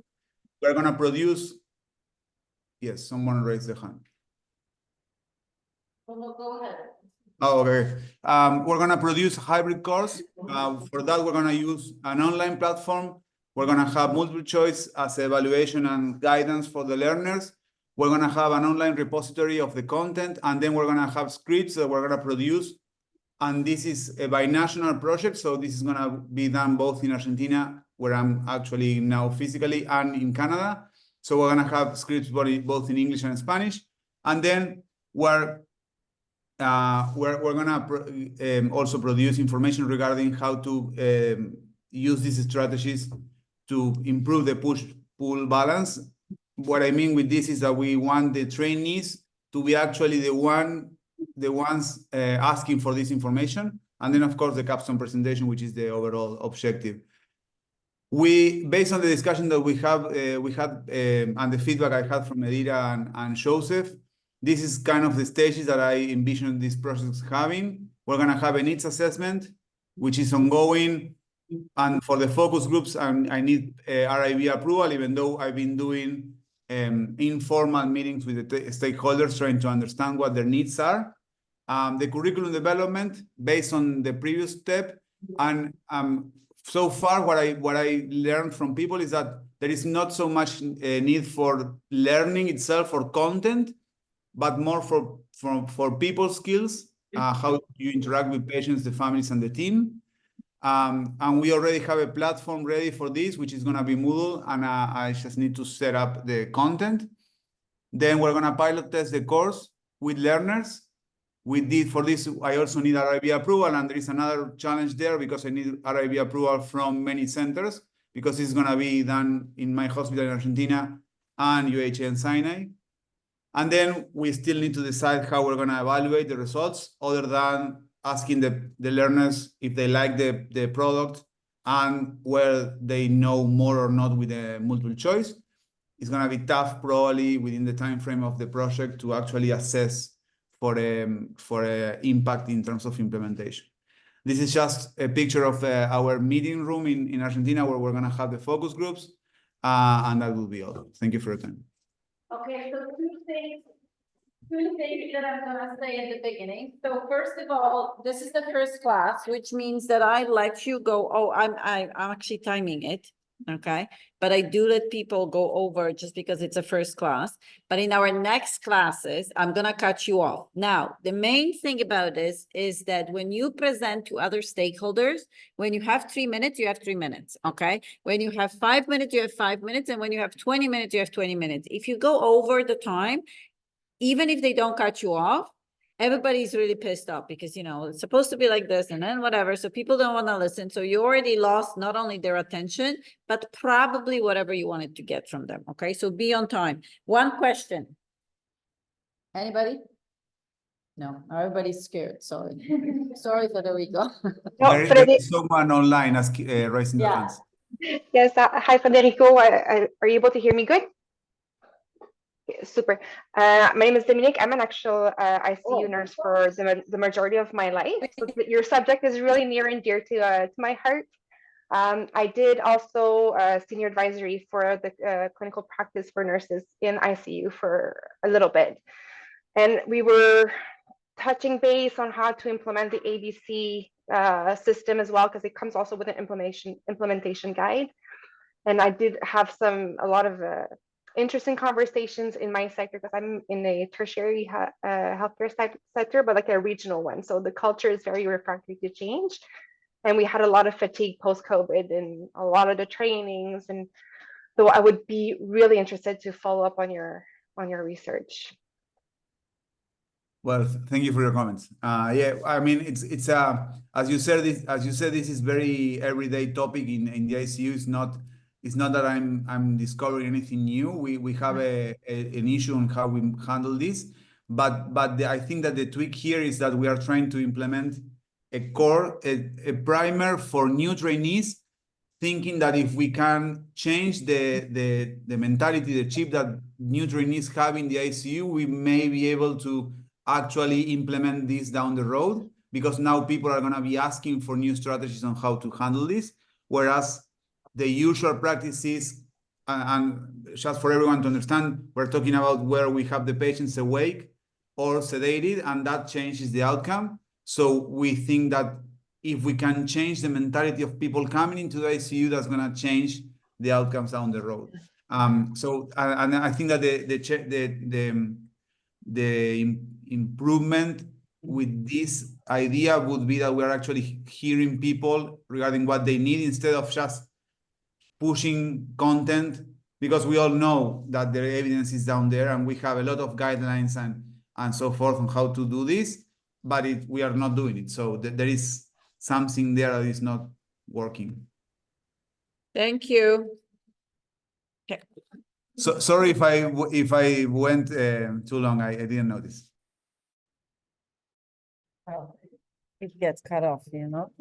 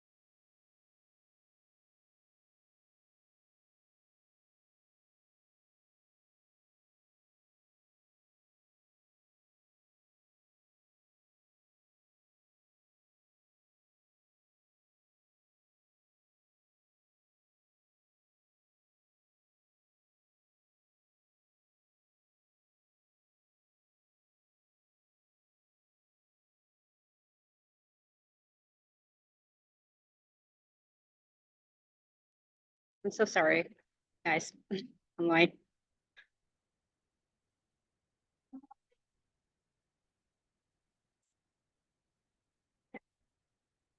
Yeah, so I think I was right here. Yeah, so what I'm saying is that overall, the goal is to co-design a bank of resources or a pathway that will integrate primary care providers into follow-up care.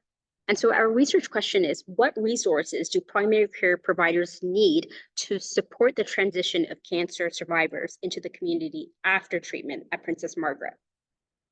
Over the last few weeks, we have been working on the preparation of our capstone. It started by conducting contextual inquiry with experts in the field.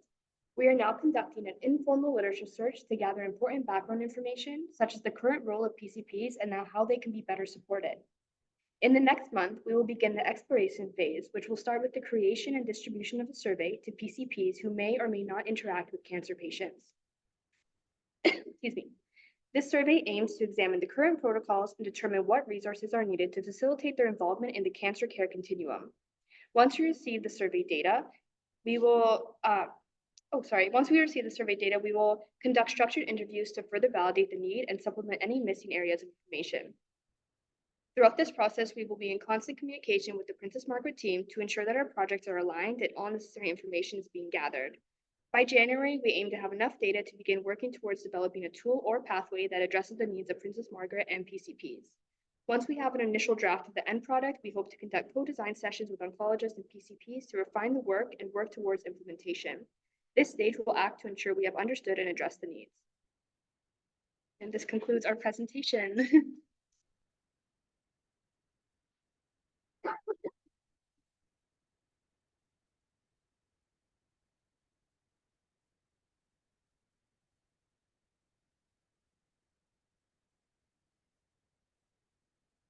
Quality improvement project that it's a part of the larger project that Princess Margaret is doing. Yes. Mm-hmm.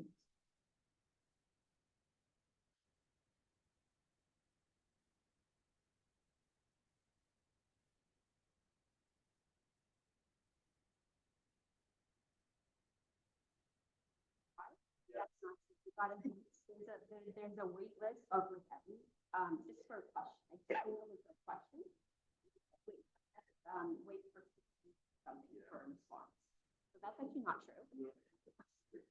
There's certain states.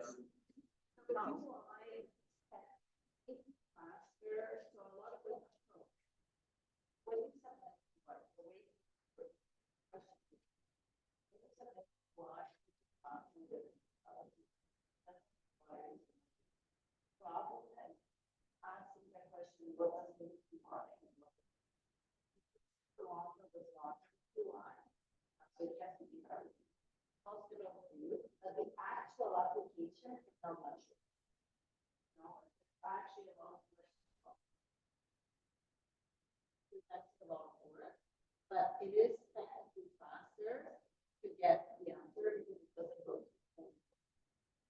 far. So not all the products, but not all the products.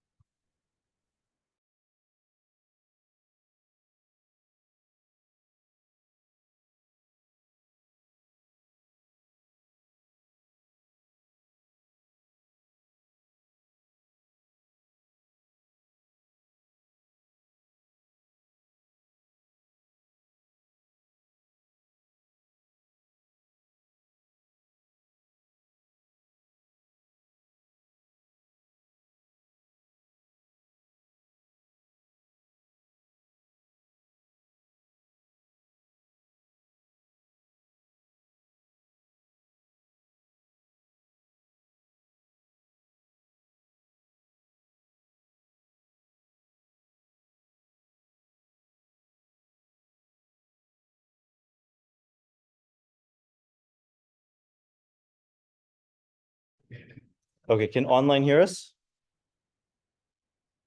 Yeah, sounds good. Okay, you can go ahead, Carl.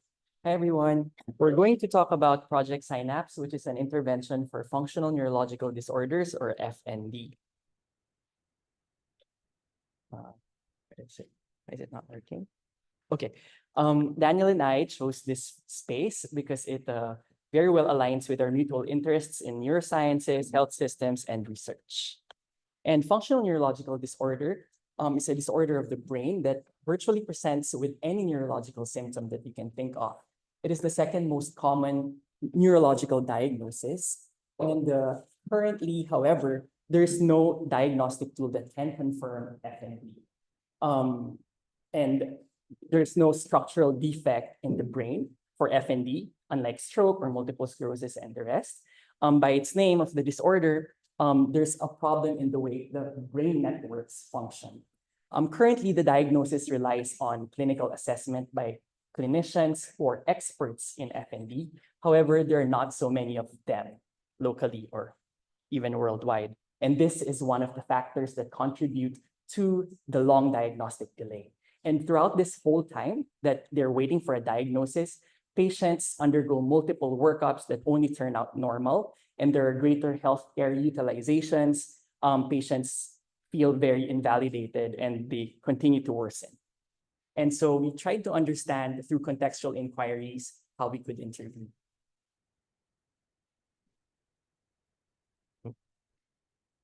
Yeah, so we jumped in, like Carl was saying, we jumped into a contextual inquiry. We created a grid that highlighted the interest and power of different stakeholders and obviously mapped them out on that grid. Through the informal interviews, we were able to analyze their answers to our questions, and we found these 4 general gaps. We created a list of certain interventions that we think could be helpful in addressing these gaps. And the first one that we thought would be the most feasible on the first round of evaluation was Project ECHO. So Project ECHO is a telementoring model for physicians to help other physicians. The way that it works is by having a team of specialists who count as the hub, and they connect with other physicians who then become the spokes of the network to then help their greater community. We saw that Project ECHO was able to successfully address these 4 different gaps that we've identified. However, and actually we went out and found other stakeholders to be able to grow this project. This includes people at UHN, ECHO Ontario, University of Missouri, different faculty at U of T, and different researchers and physicians at the University of Toronto. There was 2 big barriers that we came up with this, one being the cost. Project ECHOs normally cost about $30,000 to be able to run it successfully. The province normally funds Project ECHOs, as there's others, for example, for concussion. So that was one barrier. The second barrier is also the timeline. This is a project that's maybe a little bit more akin to a 1.5-year timeline, maybe 2 years. So this sort of challenges us given the timeline that we have with the program. So our next steps are to we're having a big stakeholder meeting that's upcoming, and this will be a pretty big meeting to establish whether we're going to go forward with Project ECHO or if we'll be able to pivot onto one of our other interventions. I think, if we end up pivoting, then this would be a great example of failing early and failing fast. So we're looking forward to what's coming up next and excited to give you details. Yeah, and that's all. Thank you. Are there any questions? We were clicking the wrong one. Suggestions? We were clicking the wrong one. Okay.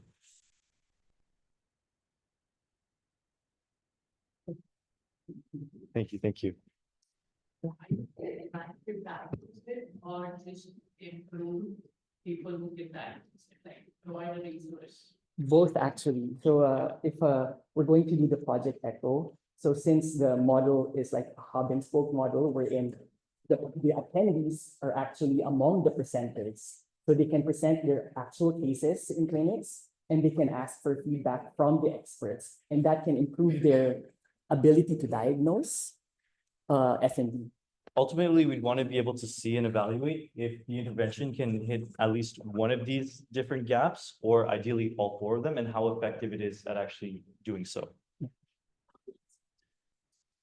It's actually fairly easy once you have learned the principles of FND, what it is, what's the underlying pathophysiology, the fluctuating symptoms of FND, they wax and wane, similar to POTS.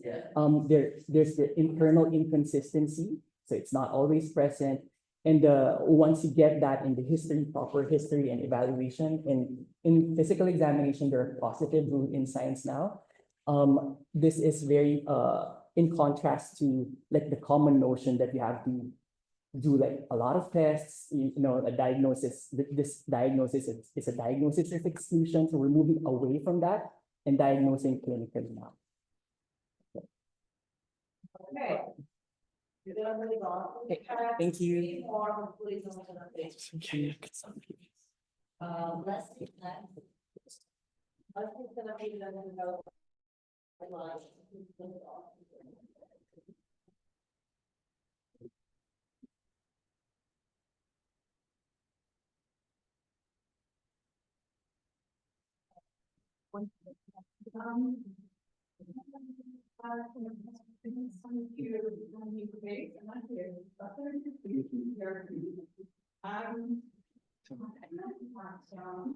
It was a safe and viable and relevant capstone. Is it okay to talk about the meeting for this afternoon here?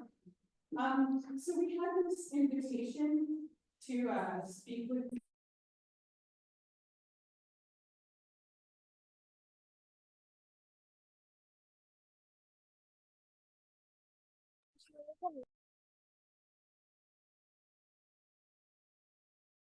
so I'm considering a capstone pivot, which is why this is kind of going to be like getting back to our last group where we do that 3-minute pitch of like, set a time to talk for 3 minutes, do not die. Like that's where I'm at. Oh, good. You can see me. So I wanted to share with you the thought process of what I'm exploring as I see the literature and how related to the policy review that we were asked to do. Okay, so one of the challenges that clinicians face, that family members face, that law enforcement professionals face is someone who's in a state of mental health instability. It can be psychosis, it can be drug addiction, anything where, or even the eating disorder, where someone's healthcare and cognition is deteriorated to the point that they can't make good decisions for themselves. Okay, but how do we balance the beneficence, like the access to the care and what that gives, and the compromise to the human rights and dignity and the autonomy of the adult that's being compelled into this type of treatment? So in the ACT deliberation, there were a lot of potential pivots, and I'll highlight a few of them here. One of them was, what happens if we increase the duration of an involuntary confinement from 24 hours to 72 hours? What does that gain for a clinician or a protective benefit? And what risks does that create? If we increase the scope of expertise where it's not just psychiatrists who support the care, but social workers, law enforcement, family members, how much support benefit can we get there? And what compromises do we risk when someone who doesn't have psychiatry expertise is part of that deliberation process and makes mistakes? Or sometimes even in an abuse setting is not acting from a place of benevolence? And how do we have protections for that? And one of the things that's coming up now, and you may even see literature happening for British Columbia in CBC about this, is the context of drug addiction. And that's become a new animal since 2013, because toxic drug addiction with fentanyl and carfentanil is a level of dependence, periods of hypoxia. They can have benzodiazepines that are, like sedatives at the same time they're taking these high intensity drugs, and they're ending up with traumatic brain injuries. So they're ending up with dual diagnosis situations where not only are they drug addicted, their possible long-term capacity to make good decisions, even after they get treatment, can be compromised. So how do we create the good for these people? And Anita, I know you said it was going to be an easy problem need, that I just have to like trust my gut, but that's not how I'm built. I don't trust my gut, I take it apart. So you guys probably figured that out. So I'm already breaking rules already. Oh, well. Treatment success for an oncology patient, if you get them 5 more weeks and they are spitting up their kidneys and they feel miserable for 3 and you gave them 2 weeks of presence with friends and family, we say that's enough and we spend the money for that, right? Well, what if for someone who's drug addicted, you get them a month of lucidity? For their family, you give them, I had time with them in a state of lucidity to take a chance. Does that have merit? Why are we assuming that if we reduce hospitalization visits, that's important? These people have sometimes permanent anatomical changes. Why are we setting that we need to reduce rehospitalization or we need to reduce the care duration? They're relevant questions, and they're also hard questions because there is literature that shows that sometimes involuntary confinement leads to a higher incidence of overdose because they become resensitized to the drugs. And if they're not given treatment care when they're discharged, then they end up having more anatomical harm. In some countries, they're getting metrics like that. So I'm trying to design a research project that helps us understand what can we do to help patients and their families have an experience of care, to feel like in retrospect, they feel like they've received care, even if they've had a period of involuntary confinement. And there is precedent research in Europe where they can compare between countries to look at practices on the legal interface and the healthcare interface that can optimize that experience for patients, which is what I'm trying to understand. And I'm sorry, it's not all glued together yet. Before I say I'm stopping, I just need to let you know, I have sensitive hearing, so clapping is hard for me. I mentioned it last year, but we didn't mention it for this year. Snaps instead of claps. It makes it a lot easier for me to be in a room and less often to need these. So that's where I'm at. Does anybody have any questions so far?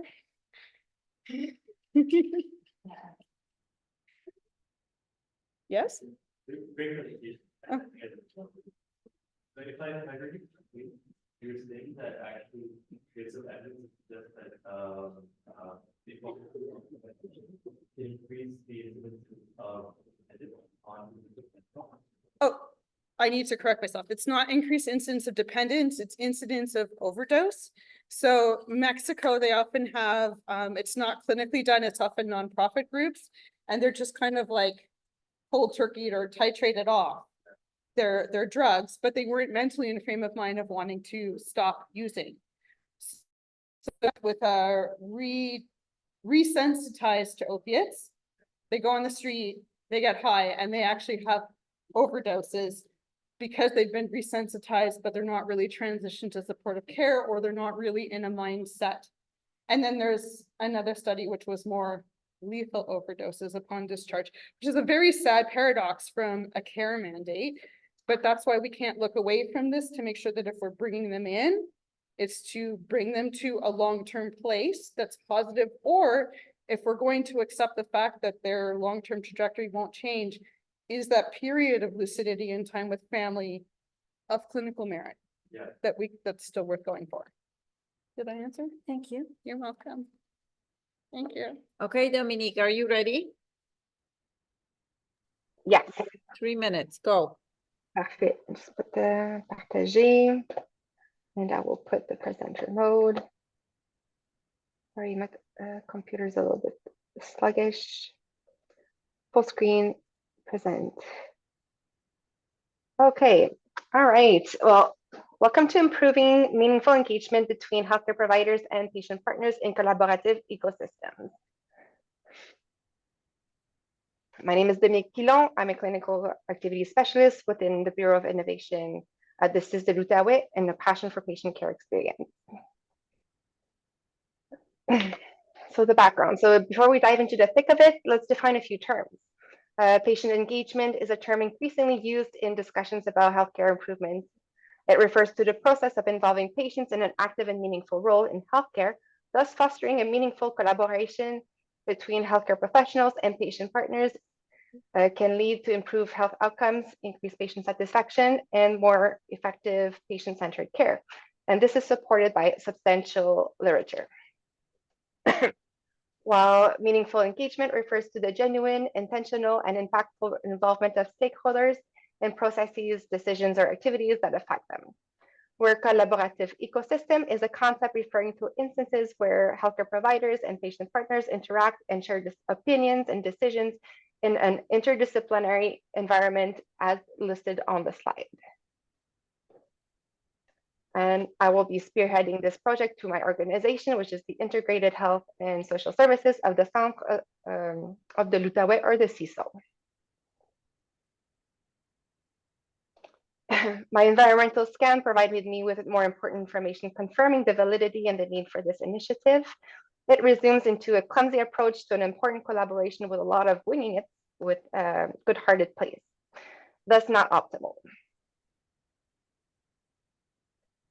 As of March 2024, there are 60 patient partners active within the organization, with over 40 waiting to be matched. Both patient partner experts interviewed mentioned that the onboarding process for patient partners may be tedious and unwelcoming, and there is no formal training provided to the healthcare professional. Thus, there's a need to enhance meaningful engagement for patient partners and healthcare professionals in collaborative ecosystems within the CISO. And the question that I will be addressing would be, what are the barriers faced by healthcare professionals when involving patient partners in collaborative ecosystems, particularly in valuing contributions of patient partners' lived experience, and what strategies can be employed in meaningfully engaged patient partners. My method, I will be using the peak test given in specific sequences. Using deductive thematic methods will be used to identify barriers and facilitators, helping to build scenarios. And once completed, I will be able to present the organization with a nice low-risk scenario with a strategy for next steps in bringing it to life. I aim to complete by March 2024. I have currently 3 potential PAC members that have answered my cold emails. I'm meeting 2 of them this week. And I'm still missing a PAC member with an academic status. So if you guys know anyone, that'd be nice. And my question is, what approach to exploring should I approach with participants? I'm dwindling between like focus groups or individual semi-structured interviews. So I'm kind of bugging right there. But yeah, well, thank you. Did I do it? Did I do the 3 minutes? Yeah, well, a little longer, but. Okay. Not that. Yeah, so I don't know if, so come up. That line does do that.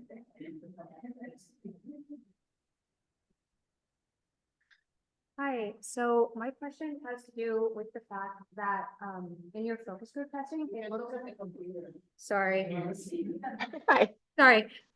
My question has to do with your focus group testing, which looks like you want to look at the healthcare providers and the patient participants as separate groups. Yeah.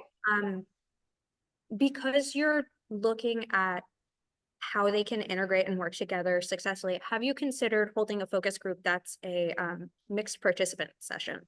I did, and my reason to go back to the separate one was because patient partners often feel like a little bit restrained when they're facing healthcare professionals in the same dynamics. So like I want to make sure that the environment that I'll be creating would be nice and safe.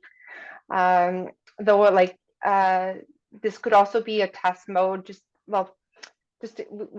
it's like I said, I think I still need to reflect on the possibility, but that was kind of my headspace when I was thinking about separating the 2 groups together, or not together. Yeah.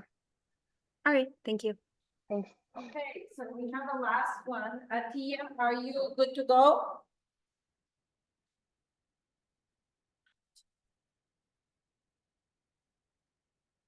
I don't think she's here. Is she here? I'm here. Oh, you are, okay. Are you So good to go? I think so. I'm a little bit of a dinosaur, so let me figure out how to do this. And share. Okay. So that's the last one. I'm sorry we went longer, but Okay, I need to give me 1 sec. I'm gonna have to leave Zoom and come right back on. So give me 1 moment. It's I just need to give permission to Zoom 1 sec. okay, so I'm going to say a couple of things before we come back. So first of all, I think the presentation for the description, I have something like Dominic show questions for the class. Because really, if you have a specific thing that you need help with, or you're not sure, like then that I think the problem is the survey, each one of them gives you different things, and some of you might actually be more experienced with some of them, so you can like talk about it. Same thing if you're not really sure about the problem, research questions, or even the methodology of how to do the question. Later on, we might pose a question on challenges that you're experiencing. For example, we do often have some challenges with participant recruitment, depending on the business. Sometimes it goes very well, and sometimes there's a problem, you never know. So again, we will try to think of this actually as well. Okay, go ahead, Ian. Okay, great. Can everyone see my screen okay?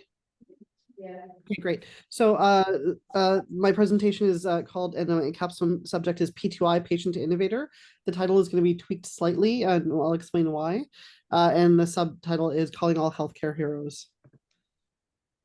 So a quick overview. So I'm going to do an intro. We're going to talk a little bit about the problem, needs, the research question, objectives, the focus of the capstone in a specific domain, what the implementation will look like, and next steps. Now, this has been a multi-year capstone at this point. So we're going to go into a little bit of a higher level. And then for the next one, just because I realize that there's a lot of people in this group that are new to this. And then in subsequent, we'll go into more specifics, but this is kind of more high level. Okay, so just by introduction, my name is Atia Rabbani. I'm a seems like a never-ending MHSE candidate. I'm the executive director at the Ideation Clinic. I'm the chief operating officer of a US-based behavioral health clinic as well. And I am here to present Capstone. I have been a patient, a caregiver, an ideator, someone who likes to develop ideas. I've worked in the incubator world for a very long time. And now in this presentation, I'm a researcher. And that is what's informed a lot of this capstone. Now, in terms of a capstone pack, again, because our capstone has been there for some time, I've been lucky enough through work that myself and my former partner, Dominique, and Dominique, thank you so much for your work on this to date, is Elise Maybe, who's a chair of the Patient Advisors Network. We have a board member, Donna Rubinstein, who's a Patient Advisor Network as well. We have Stuart Nichols, who is a program facilitator for SPORE in Ottawa. And we have Dr. Yeleni Sanaracha, who is the associate professor at U of T. And her focus is data. So let's talk a little bit of the problems that we looked at. We looked at the space for patient engagement, hackathons, healthcare. My life's work up until this point has been twofold. One has been looking at the ideation and innovation space. How do we create something and translate that into innovations? And I've done a lot of work in mental health. This capstone is kind of a merger of those two things. So in the health innovation space, unlike research, patients are not actively engaged enough in health innovation, particularly in the early stages. So what that means is that when you have someone who comes up with an idea, or a healthcare professional, or someone, a researcher that's discovered something, they're not capturing patients early enough to consider them as they go down the pipeline and as they go through the process of ideation or translation. Another problem that we realize is that healthcare professionals, although everybody agrees that patients need to be engaged, they don't necessarily know how to effectively engage patients. And then finally, it comes down to how. So you have patients that are not engaged, but kind of interested, maybe not in the early stages, but we can get to that later. We have healthcare professionals who say, okay, well, we do want to have patients, but we don't know how. And then it comes down to, well, what means do we use? How do we actually engage patients effectively and actively? And what means? Right now, the means isn't clear. So after pivoting and going through all the rigmarole, and I've heard everyone talk about pivots, trust me, you're going to do it several times. This is what we came down to. It came down to the needs. There's a need to engage patients. That's clear. There's a need in effectively. There is a need to engage healthcare professionals in engaging patients and working together. There needs to be a way to find means for positive patient engagement, and how do we do it? And then what I realized through this process is that there really is a need to measure, analyze, and to share, because there's so many different experts. I'm going to say experts kind of because that's not really necessarily a great word in patient engagement, but that have some sort of idea about how to be able to engage and share, but their body of work is kind of just piecemeal or limited to their organizations. Which of course, what's the point of a bunch of research if nobody can use it? So this was after multiple iterations distilled to our hackathons, an effective tool for positive patient engagement. So going back to the needs a little bit, hackathons were the means, effective tool for patient engagement was what we looked at. Now, this was what we initially thought a relatively simple thing, because the answer should be yes, right? If you put patients together, hackathons are successful, we should be able to engage.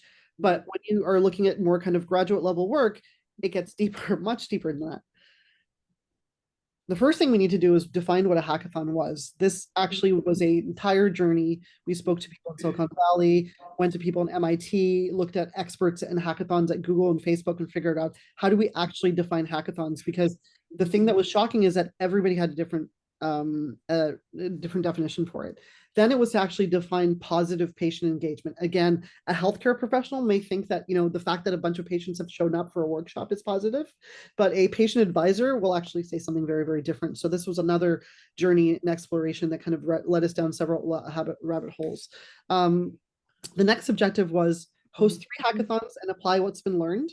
And then finally, analyze and share these findings via post and pre and post interviews and publications. Now, on the surface, it looks very straightforward. And what we realized was this was actually fairly complex, because once you start talking about positive patient engagement, you get into learning. How do people learn? What's the best way for a patient to learn? What language do you use for someone to be able to learn? What language can healthcare professionals use to be able to communicate to patients?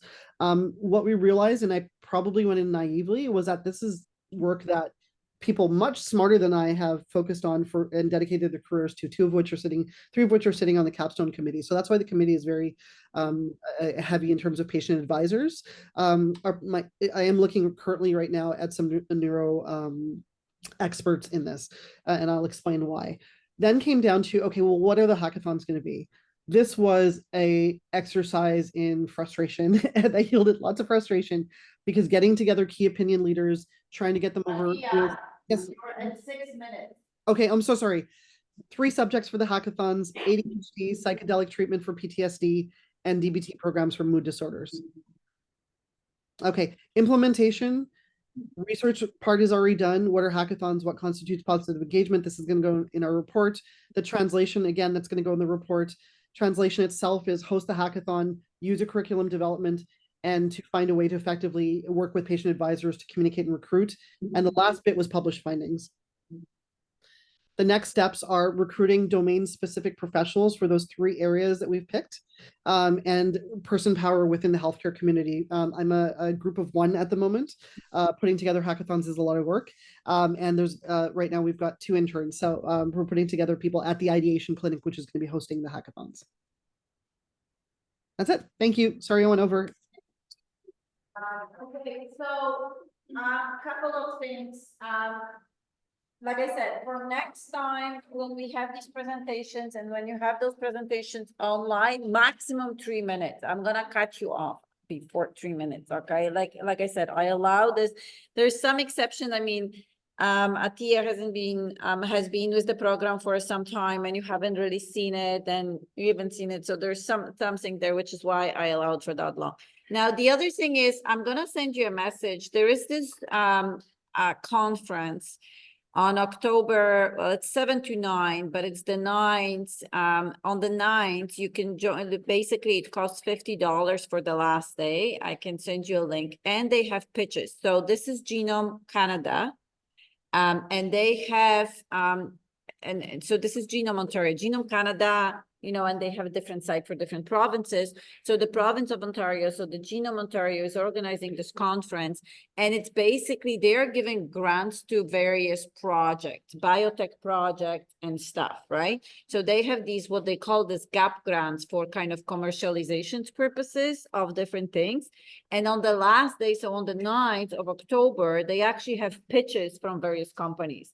And so that might be very interesting to some of you, just to listen to those pitches. I'm going because I want to see what they have, because you never know when you can use a grant from government that you don't have to give equity in your company if you ever have a company. So that's a good idea. So I will send the link. You can register for, if you would like to go for all the 3 days, then I have a code that's valid till I think the weekend, that's like 50% off, so early bird, so it's basically $350. But for the last day, for the pitches, which I think is the most interesting for you, is $50. So I think it's worth it, you know? Bye, guys. Yes.